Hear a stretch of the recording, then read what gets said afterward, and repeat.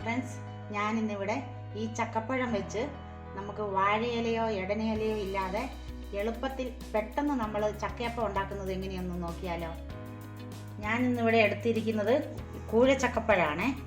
അതിൻ്റെ കുരുവെല്ലാം കളഞ്ഞ് ഞാൻ ക്ലീൻ ആക്കി എടുത്തിട്ടുണ്ട്. ഞാനൊരു 2 ഗ്ലാസ് പച്ചരി എടുത്ത് 4 മണിക്കൂർ വെള്ളത്തിലിട്ട് കുതിർത്ത് വെച്ചിട്ടുണ്ട്. നമുക്ക് ഈ അരിയും ചക്കയും കൂടെ മിക്സിയിലിട്ട് അരച്ചെടുത്തോണ്ട് വരാം. അങ്ങനെ ഞാൻ ചക്കയും അരിയും കൂടെ അരച്ചുകൊണ്ട് വന്നിട്ടുണ്ട്. ഇതിലേക്ക് നിങ്ങൾക്ക് മധുരം മതിയായില്ലെങ്കിൽ കുറച്ച് വെല്ലം കൂടെ ചേർത്ത് അരച്ചെടുത്താൽ മതി. ഇതുപോലെ തന്നെ നമുക്ക് വരിക്കച്ചക്കയും ചെറുതായിട്ട് അരിഞ്ഞിട്ട് അരിയുടെ കൂടെ അരച്ച് ഇതുപോലെ അപ്പം പുഴുങ്ങിയെടുക്കാൻ പറ്റും. ഇതിലേക്ക് ഞാൻ ഒരു തേങ്ങ ചിരവി വെച്ചിട്ടുണ്ട്. അത് ഞാൻ ഇതിലേക്ക് ചേർക്കാൻ പോവാണേ. ഇതിലേക്ക് നമുക്ക് ഏലക്കയും ജീരകവും പൊടിച്ചുകൊണ്ട് വന്നതാണ്. ഇത് നമുക്ക് ചേർക്കാം. നമുക്ക് ഇതിന് കുറച്ച് ഉപ്പ് ചേർക്കാവേ. നമുക്ക് ഇതെല്ലാം കൂടി ഒന്ന് മിക്സ് ആക്കാം.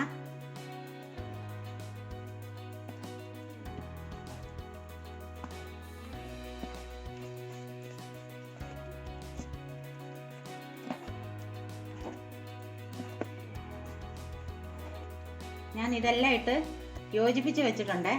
ഇതിൽ ഇടയ്ക്ക് നോക്കി നമുക്ക് ഉപ്പ് വേണോ മധുരം വേണോ എല്ലാം നോക്കിയിട്ട് നമ്മൾ ഇതെല്ലാം ഇളക്കിയെടുക്കണേ. ഞാനിവിടെ അപ്പം പുഴുങ്ങാൻ വേണ്ടി വാഴയിലയോ ഇടനയിലയോ ഒന്നും എടുക്കുന്നില്ല. ഞാനൊരു പ്ലേറ്റ് എടുത്തിട്ട് ഇതിൽ എണ്ണ തൂത്ത് അപ്പം പുഴുങ്ങാൻ പോവാണേ. നമുക്ക് ഈ പ്ലേറ്റിൽ കുറച്ച് എണ്ണ തൂത്തെടുക്കാം. ഇതിലേക്ക് നമ്മൾ ഈ അരച്ച് വെച്ച എല്ലാം കൂട്ടിയ മാവ് ഒഴിക്കാവേ.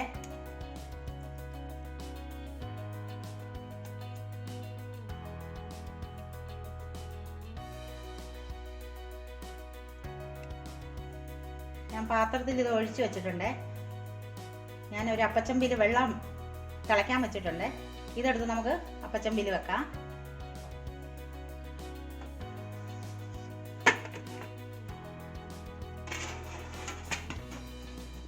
അങ്ങനെ നമ്മുടെ ചക്കയപ്പം ഇവിടെ റെഡി ആയിട്ടുണ്ട്.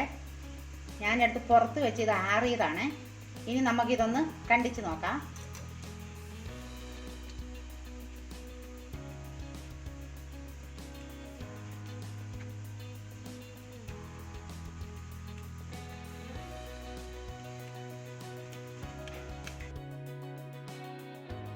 അങ്ങനെ ചക്കയപ്പം ഞാൻ കണ്ടിച്ചിട്ടുണ്ട്.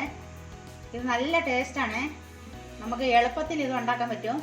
നമ്മൾ ഇലയോ ഒന്നും എടുത്ത് അതിലുണ്ടാക്കാൻ നോക്കണ്ട. നമുക്ക് ഇതുപോലെ പാത്രത്തിൽ അപ്പം പുഴുങ്ങിയെടുക്കാം. നിങ്ങൾ ഒരു തവണ ഇതുപോലെ ഉണ്ടാക്കി നോക്കണേ. നിങ്ങൾക്ക് ഈ വീഡിയോ ഇഷ്ടമായാൽ ഞങ്ങൾക്ക് ലൈക്കും ഷെയറും സബ്സ്ക്രൈബ് ചെയ്യാനും മറക്കല്ലേ. Thank you.